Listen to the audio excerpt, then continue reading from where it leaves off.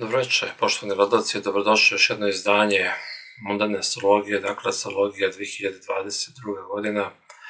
Kao što sam najavio u novogodišnjem broju specijalu trećeg oka vezano za predviđenja za ovu godinu, kalendarsku, najavio sam da u zadnjem kvartalu prethodne solarne godine, pošto solarna godina počinje od 20. marta, otprilike do 20. marta, znači deli se na 4 dela, na prolećni deo, letnji deo, jesenji deo i zimski deo koji počinje 20. 21. ili 22. decembra, zavisi kako kad zbog određenih matematičkih odstupanja, znači nije svake godine isti datum ulaska sunca u znak. Dakle, taj zadnji kvartal je najbitnija stvar bila u mundanoj karti Rusije za ovu godinu i to od pre neki dan vidimo, znači upravo trošeći taj zadnji kvartal, da onako kolokvijalno kažem, vremenski u cajtnotu, mesec dana pred stupanje novog horoskopa na snagu, što mi daje neke indicije da Putina savjetuje mnogo ozbiljniji astrolozi nego što su zapadni astrolozi, što koriste Urana, Neptuna, Plutona i ostalo. Dakle, mnogo ozbiljniji astrolozi koji ga savjetuju da uradi nešto. Urađeno je tačno kad treba, jer je to baš mnogo velika podudarnost sa sudbinom, što pa nije dobro. Urađena je jedna stvar koja je morala da se uradi, ali to je vrlo žalosno, to je vrlo tužno za sve nas koji to gledamo, jer ko strada? Stradaju naša braća u međusobnom okršaju, dok lukavi Latini koji su ih posvađali sa strane čekaju da odnesu korist, ili je to bar njihov plan. Dakle, starom dobrom divide et impera, podeli pa vladaj. Još za vreme pijanog Borisa Jeljcina iščupano je srce Rusije, iščupan je Kijev i Kijevska Rusija, matica Rusije, pokušaj sečenja korena je bio, napravljena je kvazi država Ukrajina. Ukrajina nikad nije bila država, to je bila oblast, to je bio region, u srednjem veku dosta pust region zbog napada Tatara i Osmanlija i zbog neuspostavljanja države. Jedno vreme je ta Ukrajina, odnosno taj kraj, završetak maltene države, Rep, bio pod upravom Poljske, dok se donski kozaci nisu zaklali na vernost ruskom caru. Nakon toga, naravno, taj region je potpao pod carsku Rusiju prilikom obnove sve ruske sile tamo, kad su oterani Tatari i svedeni na onu meru na kojoj je realno da budu na teritoriji Rusije, onda je naravno Ukrajina uvek bila deo Rusije. Međutim, divide impera metodom odavno je počelo kopanje jame Rusiji kao vele sili, kako je narasla, tako su drugi kopali jamu i tako je u Ukrajini pokušan da bude zamenjen identitet. Nešto slično specijalnim operacijama za psihološko ratovanje koje su učinjene u Crnoj Gori, kada su na bazi jednog dinastičkog sukoba, kako je sam kralj Nikola rekao, dva srpska kralja, što on sebe smatrao srpskim kraljem, verovali ili ne. Na bazi tog, znači, dinastičkog sukoba je pokušao Milo, nakon 70 godina komunizma, da otrovanom narodu proda priču o nekoj kvazi naciji, pa je onda osnovao i policijsku sektu zvanu Crnogorska pravoslavna crkva i tako dalje. Sve se to isto dešavalo u Ukrajini. Naime, u čemu je poenta? Poenta je u tome da smo mi svi ovde žrtve trenutno, što ne smemo da dozvolimo. Najveće žrtve su trenutno naša braća u Ukrajini, zato što veruju kriminalcima, belosvetskim galipterima i hoštaplerima koji su ih navukli i bacili pred Rusiju, znači bukvalno su ih zloupotrebili da izazovu Rusiju, da vide moć Rusije, jer oni se odavno spremaju da napadnu Rusiju, da opljačkaju Rusiju, da dovrše tačnije pljačku Rusije koja je izvedena 90. godina za vreme pijanog Borisa Jeljcina. Znači, nas su iznorivali sankcijama, Rusiju to ne moglo, ni tada sankcija, ni sada ne bi bile za njih ništa posebno da ih izdrže, kao što i nisu. Pijani Jeljcin, njegova kamarila prilikom raspada Sovjetskog saveza, koji je takođe bio jedan od projekata kako da se Rusija oslabi i ojadi, sve su to bili potezi vezani za pokušaj osvajanja sibirskog blaga, da debeli zadrigli zapad i stara kurva Evropa i dalje lepo uživaju, jedu, piju, troše, bahate se, kite se dijamantima, dok mi svi rintamo za njih.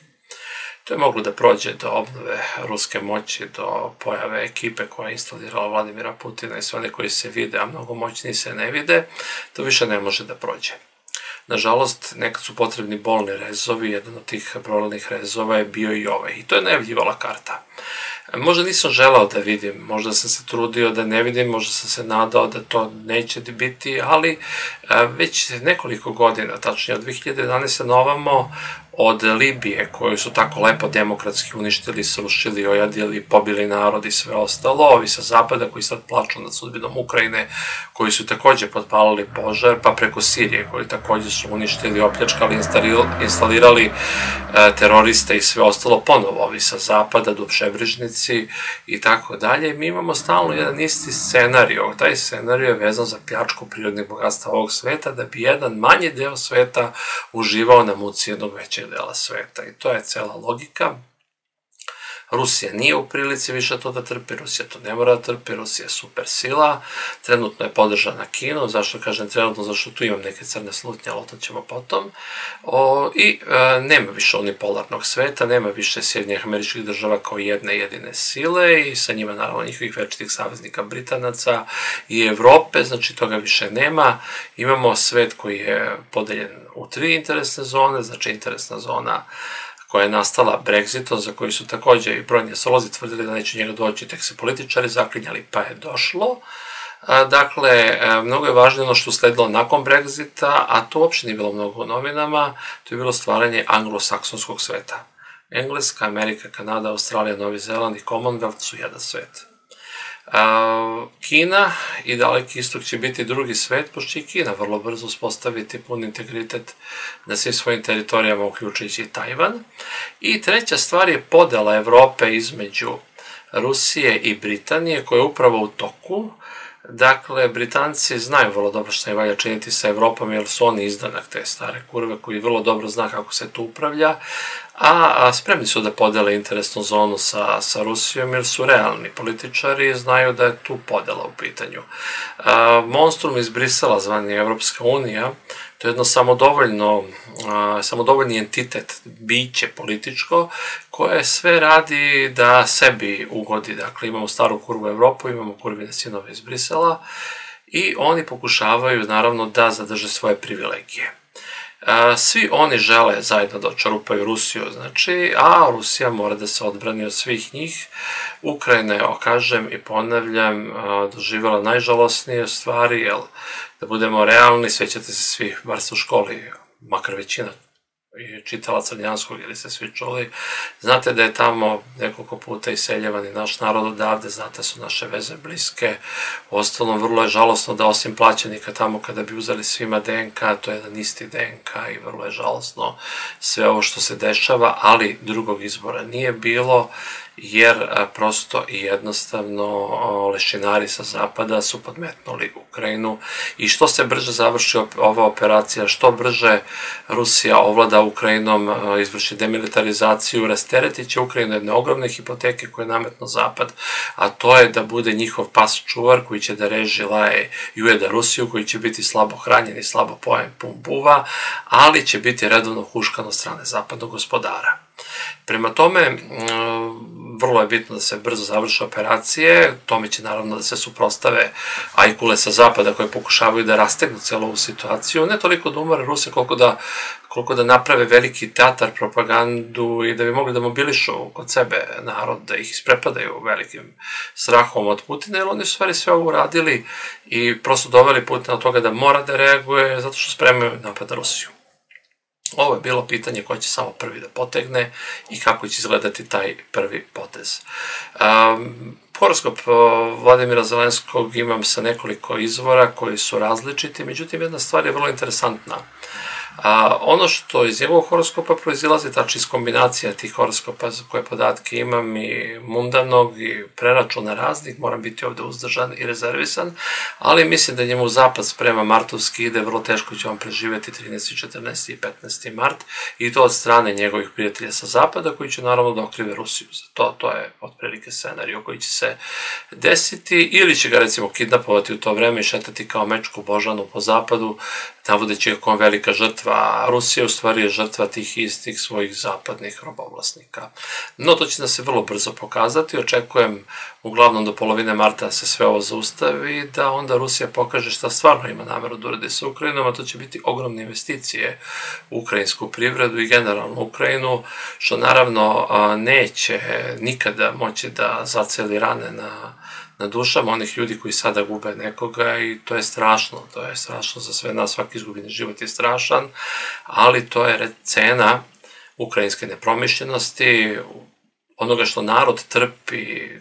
Mislim, nismo mi jedni koji trpimo ološ na vlasti, kriminalce, mafiju i ostalo, ovi nacisti u Ukrajini su još gori od ovih naših, tako da je tu cijela situacija takva kakva jeste. Mundani horoskop Rusije za iduću godinu je vrlo komplikovan i težak i pokazuje šta?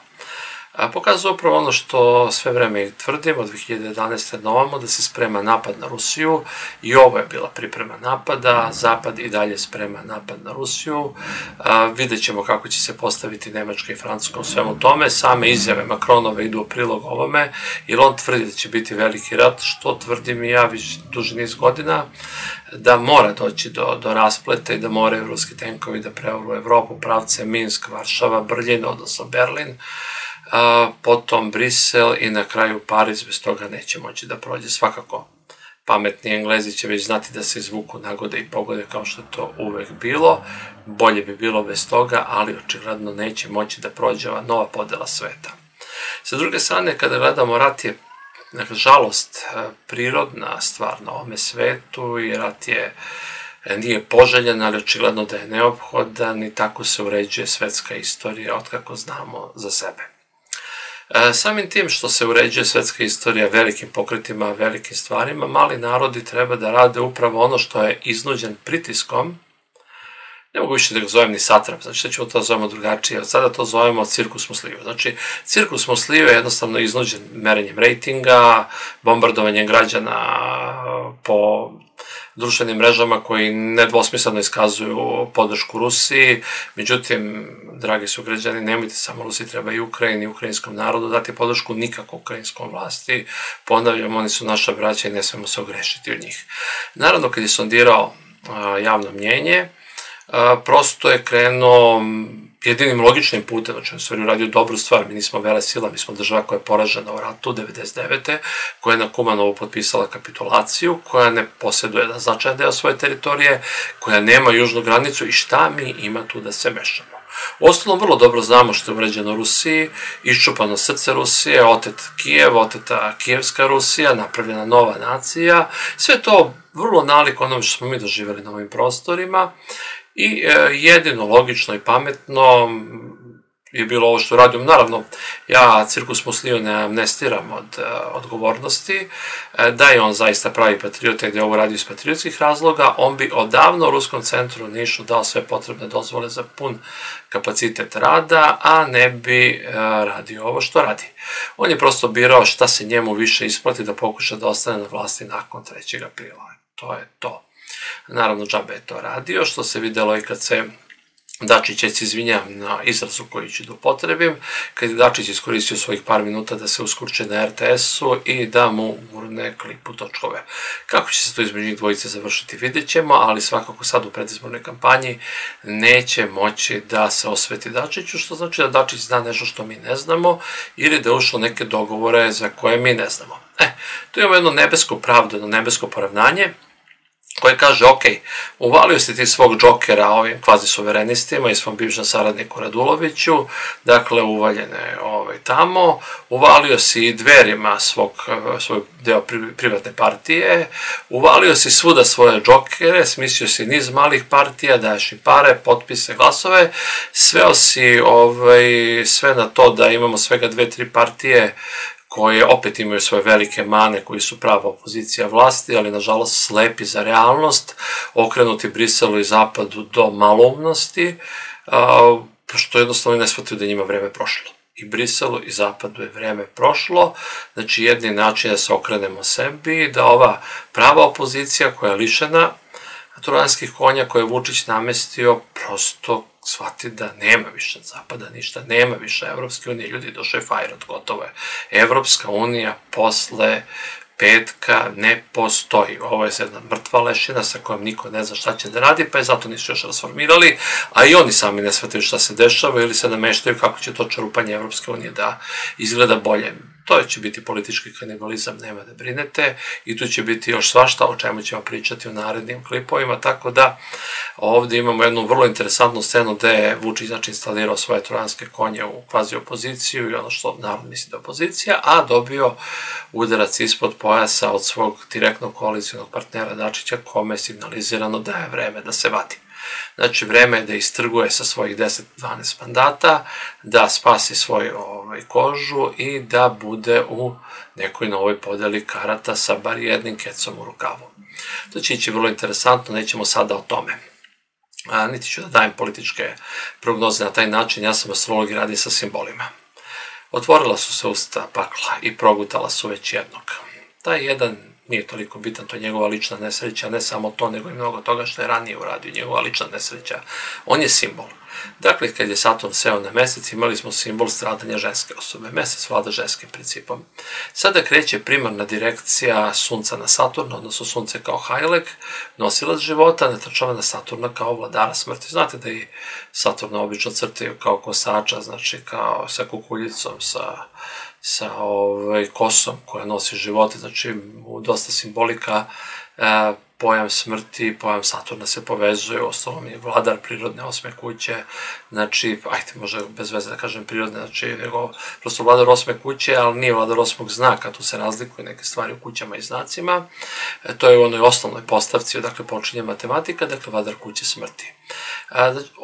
Muški simbol je sada, muško simbolu je prekinut život, dakle, imamo sve ono što Saturn čini da oteža život cirkusu Mosliju, znači on ide kroz 8. kuću, ide kroz kuću smrti, ide kroz simbole onoga na čemu se cirkus i drži.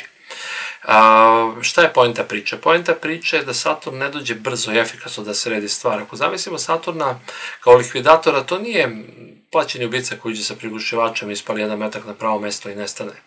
Ne, Saturn kad ulazi, on ulazi tako što prvo lomi noge, potom lomi ruke, pa onda kreće polaka, duga patnja onoga koga Saturn juri.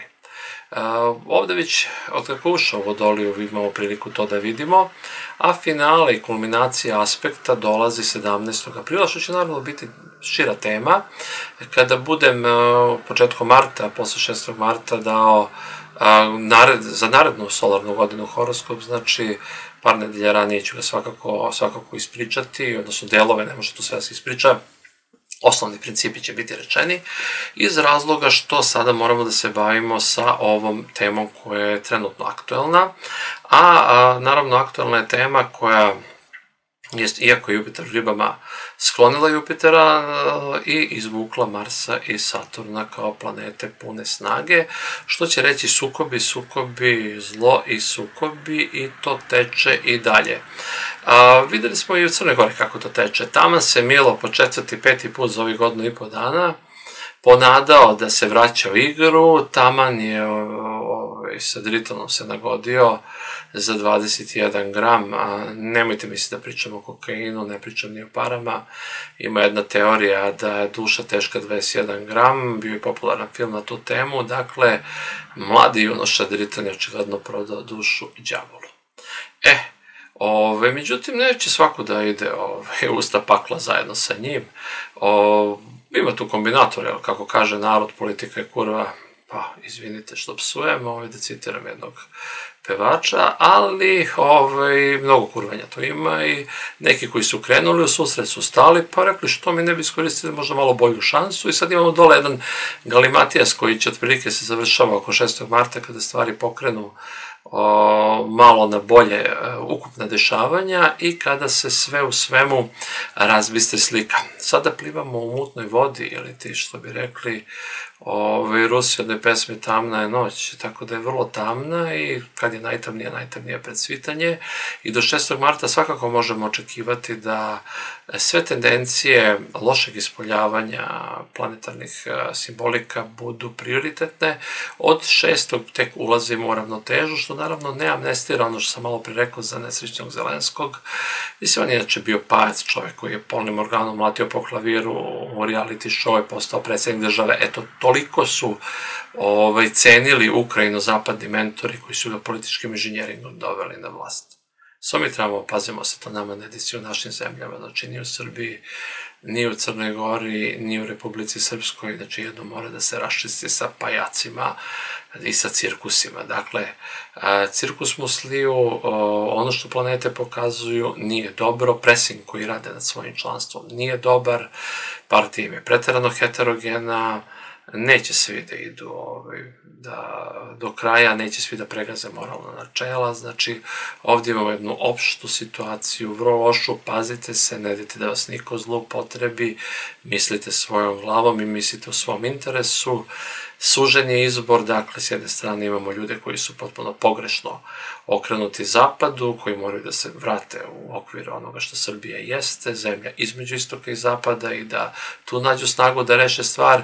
Imamo razne džokere i trojanske konje koje poređa od cirkus Musliju i imamo iznenađenje sezone, čovjeka koji vrlo dobro zna šta su planete i kako su planete i verujem da osluškuje ritam planeta i koji se, kako rekoh, ajde sad ću malo lakši izraz da upotrebimo, uskočoperio na preskonferenciji. Dakle, znaci pored puta su tu, samo treba da sledimo taj put i da vidimo u kom pravcu sve ovo ide i nažalost, bojim se da za duži niz godina u Evropi neće biti mira, niti reda kakav bi trebalo da bude. Jer Evropa je jedno pomahnitalo poluostrvo Azije koje misli da može da kontroliše ceo svet. Jednog dana to dođe na naplatu.